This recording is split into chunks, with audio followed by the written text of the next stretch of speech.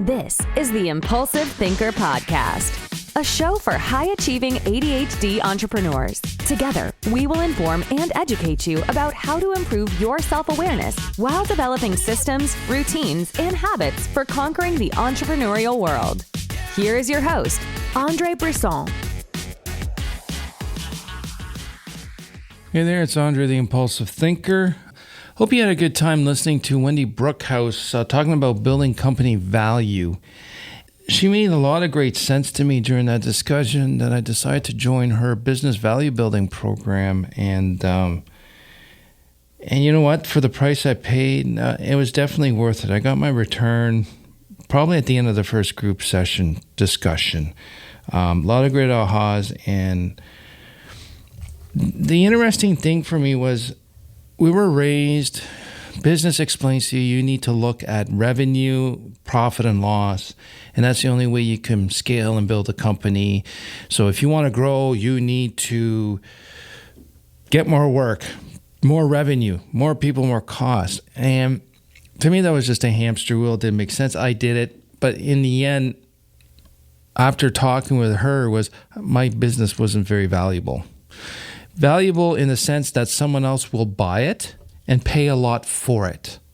And there's a lot of different factors I learned that people will look at if you're buying. Now, I'm not saying go sell your company. Based on the book of by John Warrillow, Build to Sell, he was actually telling you how to structure your company in order to sell it. But you don't have to. And it's still a good model to follow to increase the company growth by building its value. So you don't need to sell it, but looking at it from the building the value of it actually will create you a better, stronger company. And I'll explain. Here's a few things that I learned from it. Okay, so one of the biggest things I learned was building growth by looking at building the business value is better than just solely looking on getting more revenue. Because what I sense, I know it now because I completed the course, is you build a solid foundation for this company to sit on. So if you got a solid foundation, no matter what storm it goes through and all that, it'll survive it because the foundation is there and strong. Okay. And the biggest another big one, and it was also a disappointing, sad one, thing I learned was the fun projects that I enjoy, because it's very unique and challenging, and it's my unique skill set and my experience makes me one of the few people that understands it and does it. Those aren't the types of projects that can scale a company. So I really tried to get niche marketing, engineering work and just scale that. But it's limiting. That was a massive slap in the face, followed by a nice bucket cold water drenching, and then tossed into hot coals to wake up, right? That hurt. But in reality, that was only a small percentage of my work. I needed to find people that were willing to go and learn more, which is very difficult for engineers to learn new things and to think differently.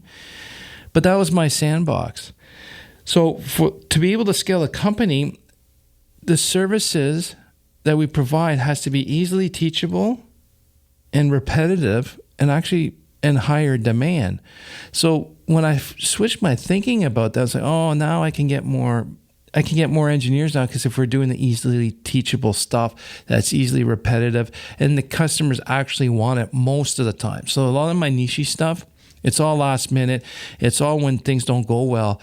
And as much as I would like, not stuff on construction sites don't go bad that frequently, but when they do, they need my expertise. So looking at it where this is my sandbox, I'll stay there, and then the rest of the company does everything else that grows and scales it.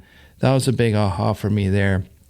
And this course actually taught me to restructure my company a little bit and to run the company from a point of view of building the value, and the growth potential of the company is huge. But it also creates a stronger company culture, and then everyone feels together, especially if we're doing all the work that they like to do, not only what I want to do.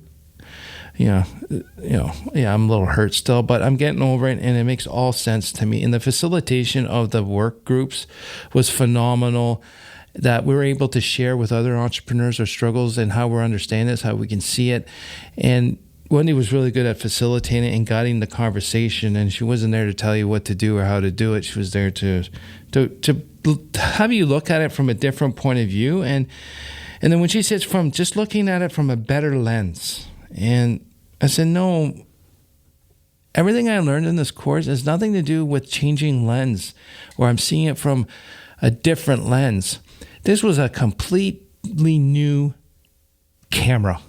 I'm now seeing everything from a different camera with its own better lens.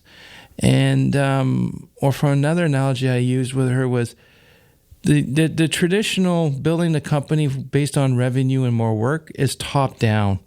In this building the value side, we have to look at it from the bottom. So we're completely looking at everything completely differently, from a different angle.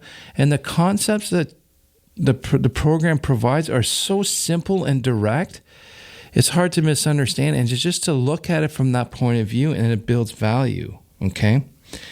And the other thing too is the more valuable the company is, the less you are required to be in it. Now, I know it's your baby. I understand it's your baby. It's my baby too. But in reality, the less the company's reliant on you to get the work done and to run it, the more valuable it is to the purchaser, to someone else. I'll let that sink in a little bit. The company is more valuable. The value increases as the business relies less on you. Okay? It hurts, but that is the goal. And you know what? At the end, you actually get to do more fun stuff. Either it's more fun projects or more time off, more self-care stuff, because the company does not need you all the time. And this was one of my goals when I started taking entrepreneurial courses and programs. These are my goals here. I want to be the dumbest person in the company, right? I want to hire smart people around me to bring this thing forward. And the other thing too is I want my job to be obsolete in the company. I want it to get to the point where I'm no longer required to be around, except for the times that they need my purest, unique abilities. And having that mindset is a value building mindset, but I didn't have the know-how to do it till I took this course. So there's a link in the show notes. Take a look at the program. I highly recommend that you take a look. I learned a lot. My investment, I think it was 10 times. I'm going to get 10 times out of that investment for the time I did, because just the way I'm looking at things and changed it. I know I just shifted one thing here, and it already increased my net expenses or net profit by $10,000 just with one little shift. So take a look at go to the link in the show notes. Take a look. Have a chat with Wendy, and I highly recommend you take this course. Even if you're one person, you got a few team members, it'll change how you do it, and it'll change you from being busy. I guarantee it. So thanks again for listening, and we'll talk to you soon. Hey there. If lots of the points that was made in this episode about building the value of your company and it hit home and there's a great interest, I highly recommend you check out Wendy Brookhouse's Business Value Amplifier program. You can find it at www.blackstarwealth.com/BVA-Andre. There you can find more information on the Business Value Amplifier program. It is one I highly recommend. I actually got a great return on investment. The link is in the show notes, but I'll repeat it again. www.blackstarwealth.com/BVA-Andre. Talk to you soon.